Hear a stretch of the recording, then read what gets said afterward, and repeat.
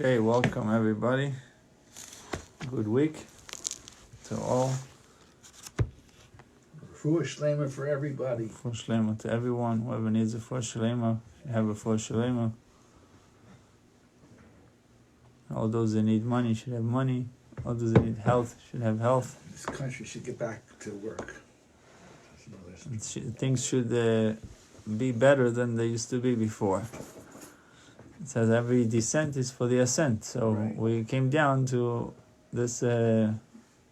Coming down was for a purpose of getting into a better place. And that's why we have to learn the Daf Yomi. Yeah. So we are holding the our daily Daf, daily Gemara class, page 24.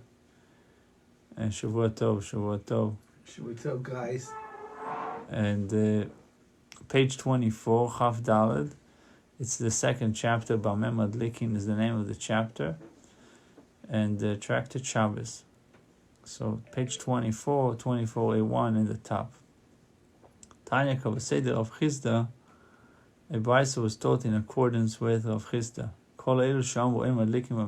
All these substances concerning which the sages said we may not kindle with them on the Shabbos, but we may use them on Yom Tov. Chutz mishemen sreifa, exception with oil that must be burnt.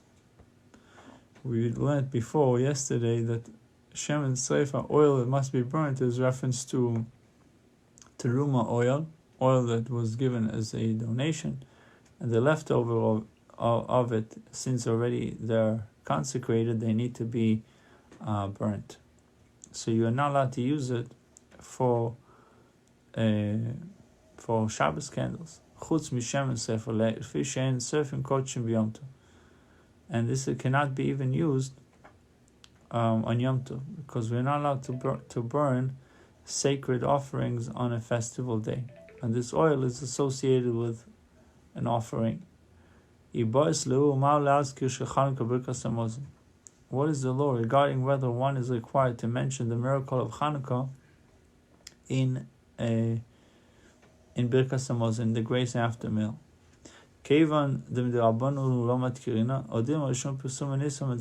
We have a debate. To think why I shouldn't mention it, because it's a rabbinical enactment, the whole commemoration of Hanukkah. And why I should, the argument why I should mention it is because I need to publicize the miracle. Publicizing the miracle would mean to mention in the grace after meal the miracle of Hanukkah.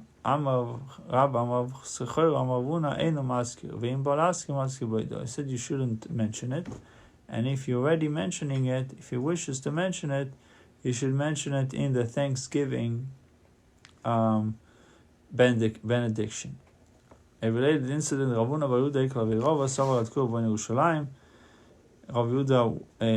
once visited Rav's academy during Hanukkah, and while reciting Birkas Hamazon, he thought to mention Al Nisim in the third blessing, which concludes with the words "Who rebuilds Yerushalayim." Amar lu Rav Sheshes thereupon said to the sages, Kisfilo, the law for reciting grace is like the law of prayer.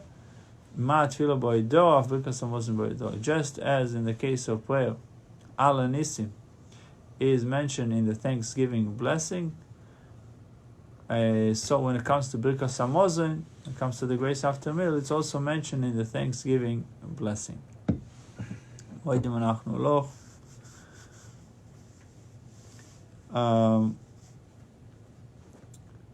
Okay, Ibalu Maulaskir Ishchosh Birkas Hamazon. What is the law to mention Rosh Chodesh in Birkas Hamazon in the grace after? If you say Chanukah, since it's rabbinical, therefore you don't need to do it. You don't need to mention the miracle in the grace after meal. Rosh Chodesh d'oraisa tzorich. Rosh Chodesh is a biblical obligation, therefore you should mention Rosh Chodesh in Birkas Hamazon. Or perhaps because Rosh Chodesh you're not prohibited in doing work. You're allowed to do work on Rosh Chodesh. So therefore, maybe it should not be mentioned. So Rav said you should mention it, and Rav Chanina said you should mention the Rosh Chodesh in the grace after meal. Say, take the opinion of Rav firmly in your hand that you should mention it. For Rav Shai stands in accord with him. The Tana Rav Shai Yom Shem Korban Musaf, days that you don't bring Korban Musaf. Yomim Sheyesh B'Hem Korban Musaf, days that you are obligated to bring Korban Musaf. There's an obligation like Rosh Chodesh, Chodesh Chol HaMoed, Rosh Chodesh, and then intermediate days of festival. Arvis Shachas U'Mencha Parish Munas. Arvis, the evening prayer, the evening, the morning, and afternoon. One prays the 18 blessings of the Shemoneh Esrei, and he recites a prayer that reflects the occasion, Chodesh or Chol HaMoed, in the blessing for the return of the temple service. If he didn't say, we tell him, we require him to return and rectify the omission. And on these days, there is no recital of the kedusha. There is no recital of kedusha blessing over a cup of wine. But there is on these days mention of the particular occasion in the grace after meals. So these statements, this statement of the Bais is an explicit corroboration of Rav's ruling that Ya'aleh v'Yaveh must be recited on Rosh Chodesh in Birkas Hamazon. Yom Shen B'Hem Korban Musaf, on days when there is no obligation to bring Musaf offering, like Monday and Thursday and Monday, V'Saniyus Ma'amodes, such as Monday and Thursday, and on fast days and Ma'amodes fast days. They remind to Sheni v'Chamishi Maya v'Yetayim. Monday and Thursday, what are they doing here? Why does the Tana single them out from the other ordinary weekdays when no Musaf sacrifice is brought, and mention them here? Ela Sheni v'Chamishi v'Sheni shel Taniyus u'Ma'amodes. Monday, Thursday, and the following Monday of fast days, and the Ma'amodes fast days. It says 17. Ma'amodes means stations, because of the requirement that one be present when his offering is brought in the temple, and the obvious impossibility of fulfilling this obligation in the case of daily public offerings, which were brought on behalf of all Israel. 24 groups of worthy and God-fearing men were chosen to serve as the nation's representatives, corresponding to the 24 watches of Kohanim, 24 mishmos of Kohanim that served in the temple. So every week, as another mishmar of Kohanim took its turn, another shift, 24 Kohanim took its turn performing the service in the temple, part of the corresponding maimed would come, those stations. Every week, as another mishmar of Kohanim took its turn performing the service in the temple, part of the corresponding maimed would come to the temple to be present for the sacrificial service. Those members who did not travel to the temple remained in their towns, where they would fast and read special Torah portions, so as a preparation for their position that they were as the representative of the Jewish people, that could not be present at the Beis Hamikdash when the offering would take place. So the Gemara says, what's so unique about Mondays and Thursdays? Mondays, it says, in the evening, morning, and afternoon, one prays the 18 blessings. He recites the prayers. He recites a prayer that reflects the occasion. In the blessing for acceptance of our prayer, which concludes, "Blessed are you, Hashem, who hears prayer." And if he did not recite this extra prayer, we do not require him to return and rectify the omission. And these days, there is no recital of the Kiddush over a cup of wine. And on them there is no mention of the particular occasion in grace after meals. The Gemara discusses another question involving the mention of Al Nisim on Chanukah. What is the law regarding whether one is required to mention the Chanukah blessing in the Musaf prayers? Do we say that since there is no Musaf prayer for Chanukah, there is no Musaf prayer for Chanukah itself, we do not mention it in the blessing? Or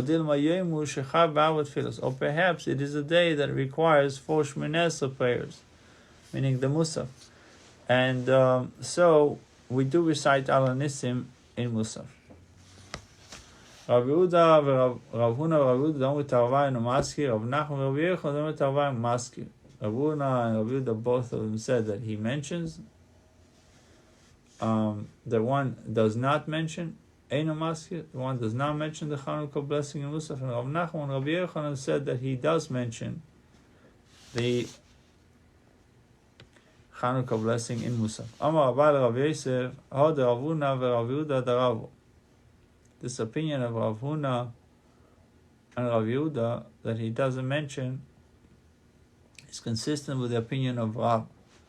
Rav Gidl said in the name of Rav, Rosh Chodesh Echaz b'Shabbos, Rosh Chodesh that falls on Shabbos, and Maftir Benov b'Shabbos, he who concludes a Torah reading with a Haftorah passage from the prophets, he doesn't need to mention the Rosh Chodesh, need not make a mention of Rosh Chodesh in the conclusion of the final post-Haftarah blessings. For if it were not for the Shabbos, there would be no blessing, since there is no Haftarah reading from the prophets on Rosh Chodesh. Similarly, since if not for the Shabbos and Rosh Chodesh, there would be no Musaf prayer during Chanukah. One need not mention Chanukah in the Musaf prayer of those 2 days. But we do. Yeah. I guess it's not the final conclusion. True. The Gemara says, "Mi dami, awesome navi b'the Rosh Chodesh, leika klal." They are an obligation to read from the prophets in conjunction with Rosh Chodesh. Torah reading does not exist at all. It is for this reason that Rosh Chodesh is not mentioned in the Haftarah blessing. Here, on the other hand, Al Nisim is included in the evening, morning, and afternoon Shmoneh prayer on all days of Chanukah. And since on Shabbos, Chanukah, or Rosh Chodesh of Chanukah, we require a complement of 4 Shmoneh prayer, it follows that all the prayers resemble one another with respect to the Al Nisim insertion. It is possible that Al Nisim must be recited in Musaf as well. The Gemara cites a different ruling by Rav in support of the view of Rav Huna and Rav Yehuda. If you look at the Musaf of Shabbos, for example, look at the Musaf of Shabbos, there is Al Nisim there. True. The Musaf of Shabbos. Right. Yeah. I know that. Ella, אלא לאור דמר דמר אחד ומרמס דמר רב. Yom Tov Shacharis b'Shabbos. If a Yom Tov falls on Shabbos, Mafti Benov Mincha b'Shabbos. He who concludes the Torah reading with Haftarah passage from the prophets in the afternoon service, Eino tzarich la'askir shel Yom Tov. He doesn't have to mention, need not make mention of the festive day in the conclusion of the final post Haftarah blessing. Shilmol Shabbos Enov Mincha v'Yom Tov. For if it were not for the Shabbos, there would be no blessing, since there is no Haftarah reading from the prophets in the afternoon service on a festival day. In page 24b1, 24, and the Lord does not accord with all these teachings. Right. Ella, but rather with which Abishab ben Levi stated, Yom Kippurim shechalis b'Shabbos.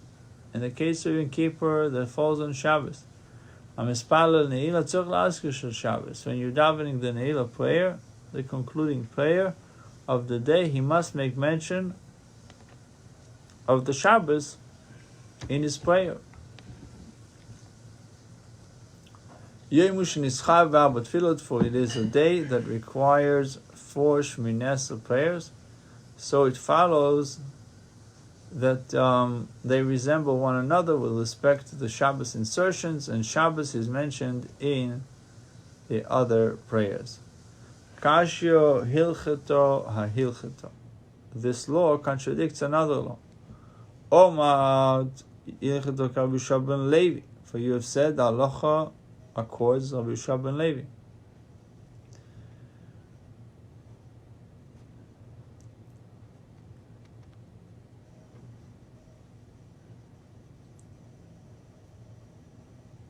The Omer Yom Tov Shechal b'Shabbos, a Yom Tov festival day that falls on Shabbos. Shliach Tzibur Ayor Lifnei HaTeva Arvis, a prayer leader goes down before the Holy Ark on Friday evening to recite the abridged repetition of the Shabbos Ma'ariv prayer. Eino tzarich la'azkir shel Yom Tov, need not make mention of the festival day in the conclusion of the repetition. Why? Shilmol is Shabbos. If not for Shabbos, then Shliach Tzibur Yered. The Shliach Tzibur would not, meaning the Chazan, would not even go down before the ark to recite Arvis b'Yom Tov. Would not go down to recite a repetition in the evening service on a festival day. Contrary to Rabbi ben Levi, Rava holds that an occasion is not mentioned in a blessing or prayer unless it too requires that blessing or prayer. So Gemara is always a difficulty. The Gemara says, Achi Ashto. Now, is it so that the two cases are analogies, so that rulings would be regarded as contradictory? Also, Bedinu. There, in Rava's case, it would have been logical that even on Shabbos, the prayer leader need not recite an abridged repetition of Ma'ariv. The rabbis instituted only because of danger. Since they established the repetition for this special reason, the rabbis did not additionally require the Yom Tov to be mentioned therein. But here, in the Yom Kippur case, it is a day that legally requires 4 Shminesa prayers, and so it follows that Ne'ilah should resemble the other with respect to the Shabbos insertions. The day, okay.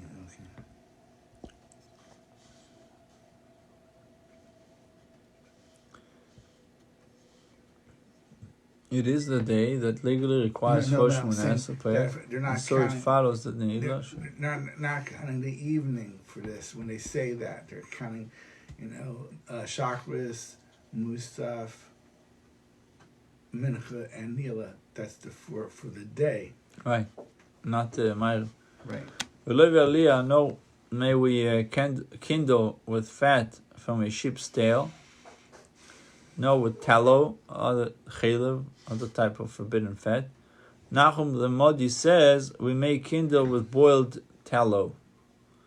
But the sages say whether it is boiled or not boiled, we may not kindle with this type of forbidden fat. It's called in English tallow. Tallow. Chachomim Mainu Tanakama. Who is the sages? Sages is Tanakama, the first Tana. Is there any difference between them? Ika benad Rabuna Omar Rav. This is between. There is a difference between them. The ruling of Bruna in the name of Rav. But their statement do not clearly indicate which opinion incorporates Rav Bruna's leniency and which it does not. Okay, we have the last part for today. The Mishnah continues the discussion which fuels may be used for the Shabbos lights. We may not kindle on a festival day with oil that must be burnt. Oil like teruma oil, right? Consecrated oil. You have to get. We may not kindle with itron, oily residue of pitch, which is zephys, tar. Right. So you should not use it. Why? Because the honor of Shabbos, it doesn't smell good. The sages permit kindling with all oils. B'shemen shumshimin, b'shemen egoizim, b'shemen tznoinus, sesame oil, nut oil, radish oil, shemen dogim, shem pakus, iton and efes, fish oil, a colocynth oil. Colocynth oil is a member of the gourd family, closely related to the watermelon. Its seeds produce oil that is edible and that can be used for kindling. That's something I didn't know. Okay, Rabbi Tarfon says you should only use olive oil. My time, what is the reason for this disqualification? Because the Mishnah first stated that we may not kindle with teruma oil that is tameh on Yom Tov. And what says my time? What is the reason for this? Why can't we use it? The fish and so on kochim Yom Tov. The answer was we don't burn kochim, consecrated, sacred offerings on a festival day. The Gemara says, how do you know this? That you're not allowed to burn a sacred offerings on a festival day. Amar Chizkiah v'chentan de vechizkiah. Amar Kabbalah Yisumunat Beker Pasuk says regarding the paschal offering, you should not leave from it till the morning. Nothing should be left till the morning. V'anoisam minat Beker, and anything that was left of it till the morning, you have to burn it. Bo'esh tisroifu. Now it is not necessary for the Torah to state until morning. A second line, a second time. It says one time, and then the meaning do not leave from it till the morning, and then it says and whatever is left till the morning, you should burn it. Why did it mention the word boiker twice? You should have said. You should not leave from it till the morning. Anything that is left, you should burn it. Why does it say boiker 2 times? It says, the scripture comes to give the Pesach offering the second morning, the first morning of Chol HaMoed for its burning. So Abaye adduces a different source for the biblical prohibition against burning disqualified sacred offerings on Yom Tov. Abaye said, the verse states, Oila Shabbos b'Shabbate. The Ola offerings of each Shabbos on its own Shabbos, which implies that a Shabbos Ola is burnt on the Shabbos. V'lo Oila Schol b'Shabbos, but a wicked Ola is not burnt on the Shabbos. Shabbos Oila is burnt on Shabbos, a wicked Oila is not burnt on Shabbos. V'lo Oila Schol b'Yom Tov, and a wicked Ola is not burnt on a festival day. The Gemara cites a third biblical source for the prohibition against burning disqualified sacred offerings on Yom Tov.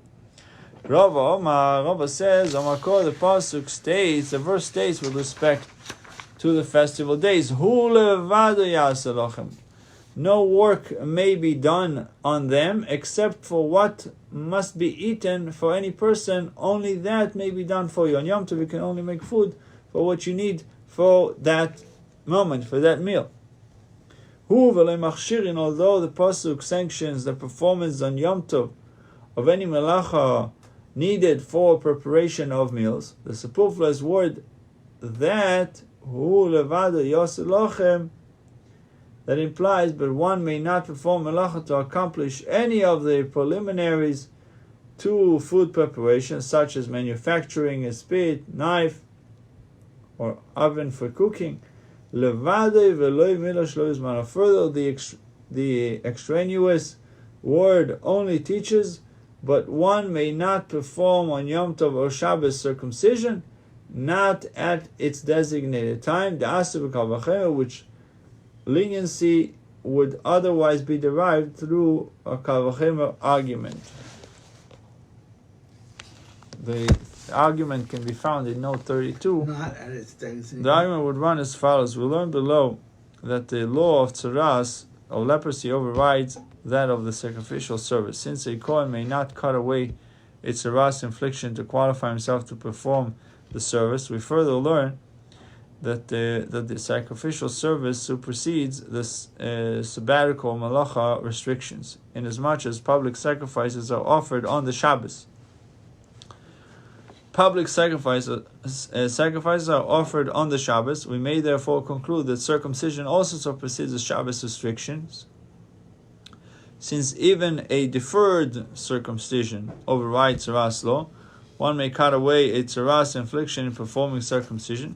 This is also derived in the Gemara there that then if Shabbos law is overridden by the sacrificial service, which itself is overridden by the law of tzaras, certainly Shabbos law should be overridden by circumcision, even a deferred one, for circumcision overrides tzaras. So in actuality, it does not. I mean, circumcision overrides Shabbos only if you do it bisman on the 8th day.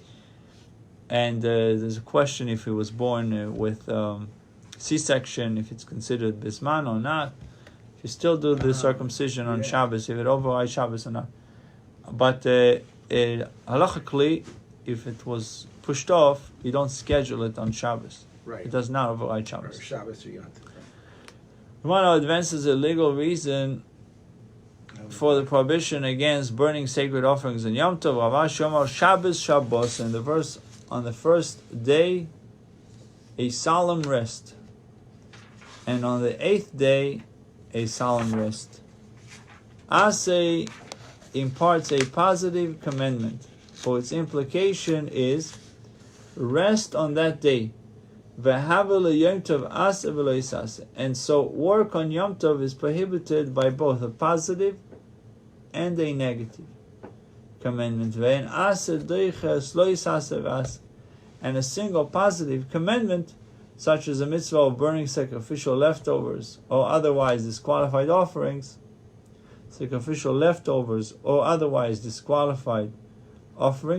does not override the opposing combination of a negative and a positive commandment. Negative and positive. So number 1 and 2, it says, you shall not do any laborious work. Leviticus 23:35. Even though one is permitted to kindle light in Yom Tov. The kindling of teruma that is tameh is prohibited, even though one is permitted to benefit from its burning. As the law regarding all disqualified offerings from those burning, one is forbidden to benefit. So we see that when you have a positive commandment and against it you have a positive and a negative together, the positive does not override the positive and negative together. We'll continue this discussion, God willing, tomorrow. And right after this video, we have a short video on the laws of Pesach. You're all welcome to join us. Bruchim to you.